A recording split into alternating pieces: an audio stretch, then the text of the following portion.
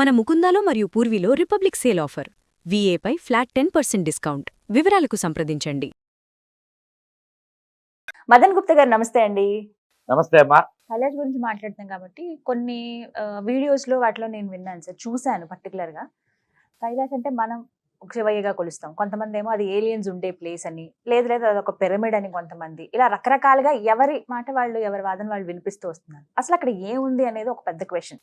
పిరమిడా నిజంగా, లేకపోతే మహాశివుడే అక్కడ కొలువై ఉన్నాడా, అదొక కైలాస పర్వతంగా చూడాలా, లేకుంటే అక్కడ ఏలియన్స్ ఉంటాయా, ఏంటి?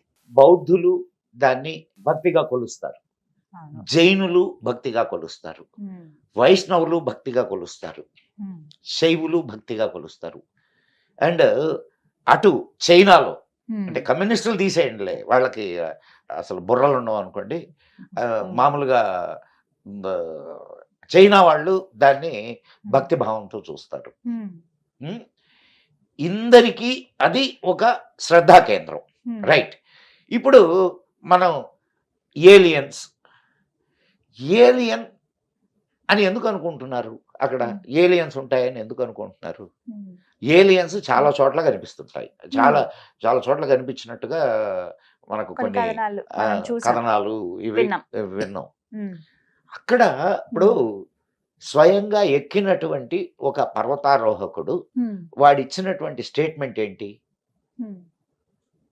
ఇక్కడ వయస్సు పెరుగుతున్నది, తొందరగా ముసలితనం వచ్చేస్తుంది అని చెప్పి చెప్పాడు. అంటే ఏంటి? అక్కడ ఒక ఎనర్జీ ఉన్నది, ఆ ఎనర్జీ టైంని నీకు ఇచ్చేస్తున్నది. అర్థమవుతుందా నీకు? ఏజ్ అయిపోతుంది. సో అక్కడున్న ఎనర్జీని నువ్వు ఆరాధిస్తున్నావు. శివుడు దేనికి స్వరూపం? శక్తికే కదా. మరి ఇప్పుడు ఆ శక్తిని నువ్వు ఆ రూపంలో కొలుస్తున్నావు, నువ్వు దాన్ని ఒక శక్తి స్వరూపంగా తీసుకో. నువ్వు అక్కడ వెళ్ళినప్పుడు ఆ కాస్మిక్ ఎనర్జీ ఏదైతే ఉందో దాన్ని నీలోకి తీసుకోవడానికి ప్రయత్నం చేయి. ఇది ముఖ్యంగాని అక్కడ ఏముందో నీకు ఎవరికి తెలియదు. నువ్వు నన్ను ప్రశ్నిస్తే నేనేమన్నా ఇక్కడ కళ్ళు మూసుకొని కూర్చొని హాస్టల్ ట్రావెల్ చేసి ఆడకెళ్ళి అంత శక్తి నాకు లేదు కదా తల్లి. సో ఇప్పుడు మీకేమనిపించింది? మీరు విన్నారా ఇలా రకరకాలుగా ఉన్నాయమ్మా, చాలా దాని మీద చాలా కథనాలు ఉన్నాయి. ఎన్ని కథనాలు ఉన్నా ఏమైనా అది ఒక శక్తి కేంద్రం. శక్తి కేంద్రాన్ని ఇప్పుడు నువ్వు ఒక దేవాలయానికి వెళ్ళావమ్మా, అది శక్తి కేంద్రమే. అక్కడ నీకు కాస్మిక్ ఎనర్జీని రిసీవ్ చేసుకోవడమే, అవునా కదా? పాజిటివ్ ఎనర్జీని నువ్వు రిసీవ్ చేసుకోవడమే. ఇది కూడా అటువంటి ప్రదేశమే. వీటన్నిటికంటే ఎక్కువ ఎనర్జీ అక్కడ ఒకే చోట ఇదై ఉన్నది. దానికి రీజన్ ఏంటి, అది చెప్పగలవా? అక్కడే అంత ఎనర్జీ ఉండడానికి భూమండలంలో ఎక్కడా లేనంత శక్తి కైలాస పర్వతం దగ్గర ఎందుకుంది? అది సెంటర్ ఆఫ్ ద భూమికి సెంటర్ అని అంటారు దాన్ని. బహుశా దానికి సంబంధించినటువంటి సైంటిఫిక్ పరిశోధనలు ఇప్పటిదాకా ఏమీ జరగలేదమ్మా. ప్రయత్నించిన వాళ్ళు కూడా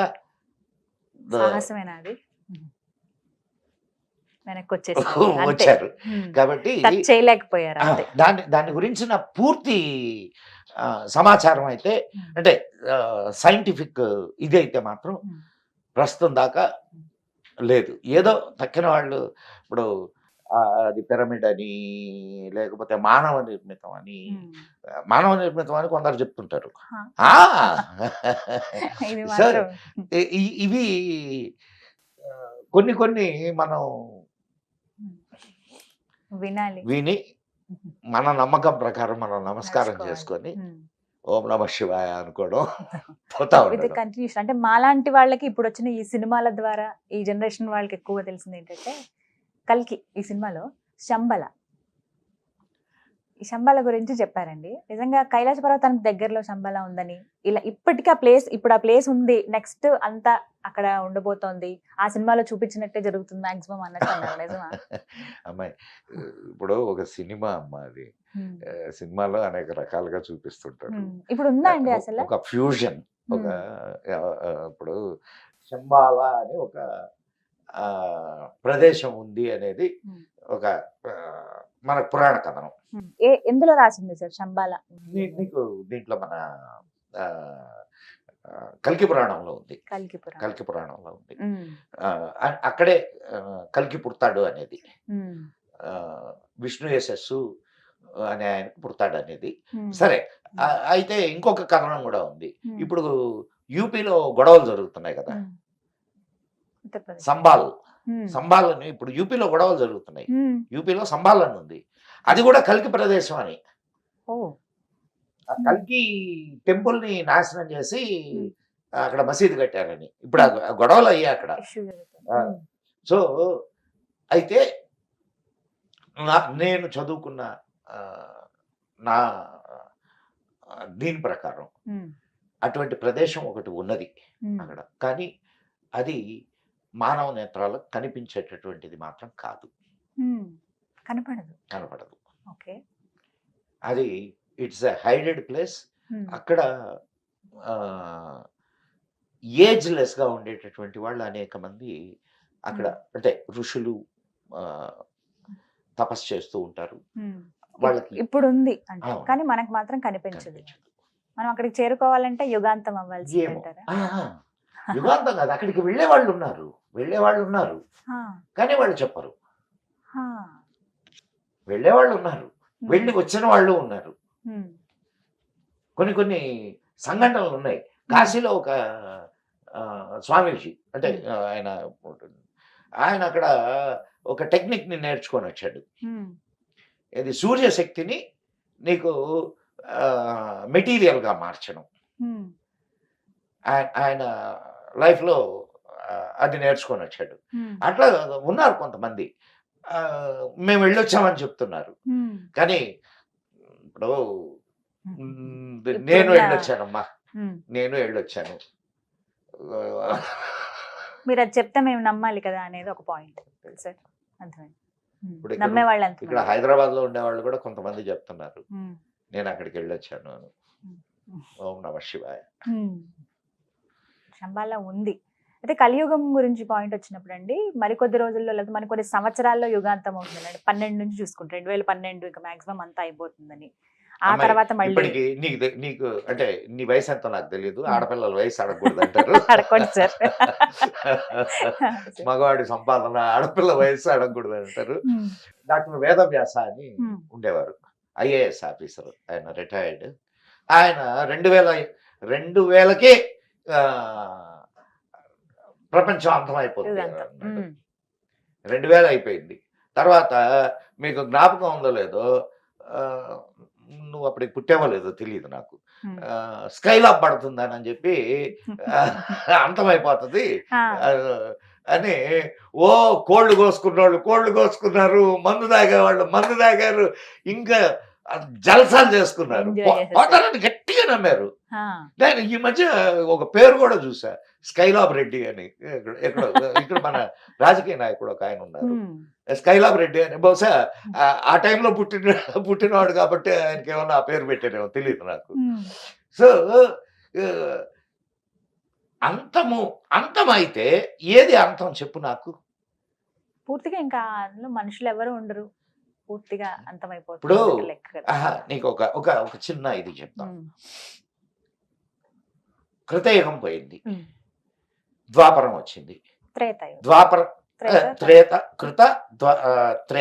ద్వాపర కలియుగం. కృతయుగం పోయింది, తర్వాత త్రేతాయుగం వచ్చింది.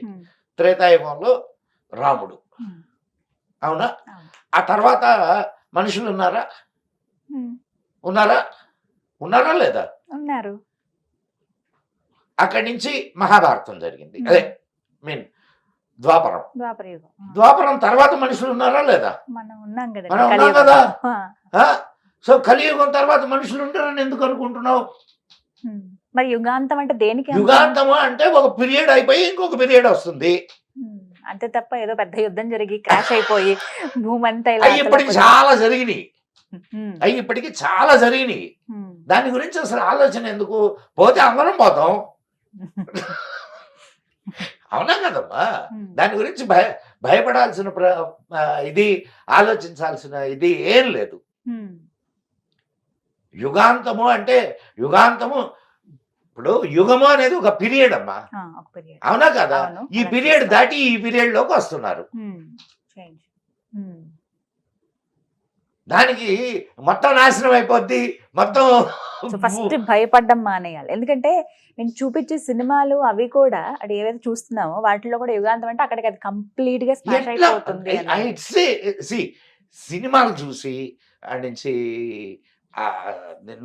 ఏది అండర్స్టాండింగ్ రాకుండా. డిసైడ్ అయిపోద్ది అంటారు.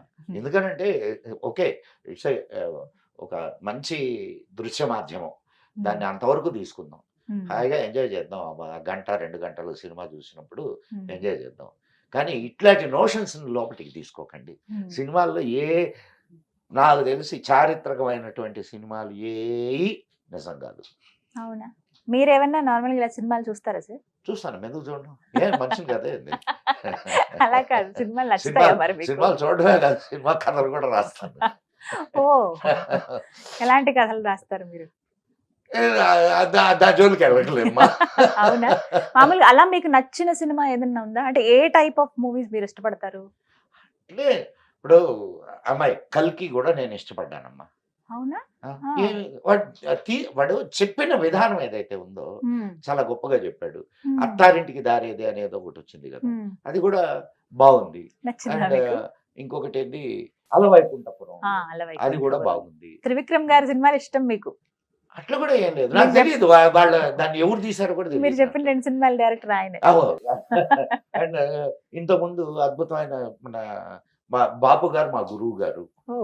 బాపు గారి సినిమాలు మ్మ్. నాకు చాలా ఇష్టం. మ్మ్. అండ్ విశ్వనాథ్ గారి సినిమాలు చాలా ఇష్టం, చూస్తాను. మ్మ్. నాకు సినిమా బాగుంటే ఎంజాయ్ చేస్తాను అంతే. అంతే. మ్మ్. ఓల్డ్ హిందీ మ్మ్. మూవీస్ మామూలుగా మీ ఇంటర్వ్యూస్ అవి చూసినప్పుడు వేదాల గురించి చాలా చక్కగా వర్ణించేవాళ్ళు. అయితే కామన్ పీపుల్ కి అర్థమయ్యేలాగా 4 వేదాలు అసలు ఏముందో చెప్పండి సార్, క్లుప్తంగా. వివరంగా అవసరం లేదు, క్లుప్తంగా అసలు ఏ వేదం ఏం చెబుతోంది, ఇది ప్రజలకు ఎంతవరకు అవసరం, ఏం నేర్చుకోవచ్చు? నీకు వేదము అంటే విద్ మ్మ్. విద్ అంటే విద్య, మ్మ్. విద్యలో నుంచి వచ్చినటువంటి మ్మ్. ఇదే విద్య. మ్మ్. వేదము అంటే ఏంటి? మ్మ్. విద్య. మ్మ్. ఓకే, అంటే చాలా సింపుల్ గా తీసుకుందాం. మ్మ్. 4 వేదాలు. 4 వేదాలు ఎక్కడి? మ్మ్. వ్యాసుడు విభజించాడు 4 వేదాలుగా. వేదవ్యాసుడు ఆయన రచించినవి. మ్మ్. అంతకుముందు మ్మ్. అంతకుముందు అదంతా ఒకటే, మొత్తం కలిపి ఒకటే వేదం ఉండేది, ఒకటే ఉండేది. వ్యాసుడు విభజన చేశాడు. విభజన చేశాడు. మ్మ్. సో నీకు మ్మ్. ఏ వేదం ఏం చెప్తుంది అని అంటే, నీకు అదే మన ఋగ్వేదంలో ఉండేటటువంటి అనేక మంత్రాలు యజుర్వేదంలో ఉన్నాయి, మ్మ్. సామవేదంలో ఉన్నాయి, అథర్వణ అథర్వణ వేదంలో వేదం. ఉన్నాయి. మ్మ్. అంటే చాలా చాలా మంత్రాలు. మ్మ్. అయితే వేదాలకు ఉన్నటువంటి ప్రత్యేకత ఏంటంటే మ్మ్. అవి సౌండ్ బేస్డ్. మ్మ్. మన వాళ్ళు సౌండ్ ఈజ్ అన్ ఎనర్జీ అమ్మా. మ్మ్. నువ్వు ఇది గుర్తుపెట్టుకో, సౌండ్ ఈజ్ అన్ ఎనర్జీ. ఇప్పుడు ఒక మంచి సంగీతం విన్నావు, మ్మ్. వింటే ఏమనిపిస్తుంది నీకు? మనసంతా హాయిగా. హాయిగా రిలాక్స్డ్ గా ఫీల్ అవుతాం.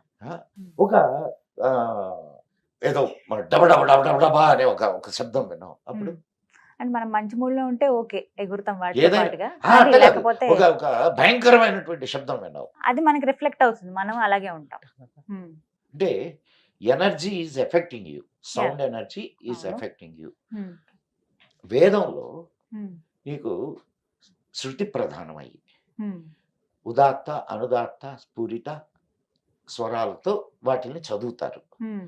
నువ్వు ఒక్కొక్క విధానంలో చదివితే మ్మ్. ఒక అర్థాన్ని ఇస్తాయి. మ్మ్. సాంస్క్రిట్ ఉన్నటువంటి గొప్పతనం అది. మ్మ్. సాంస్క్రిట్ ఇప్పుడు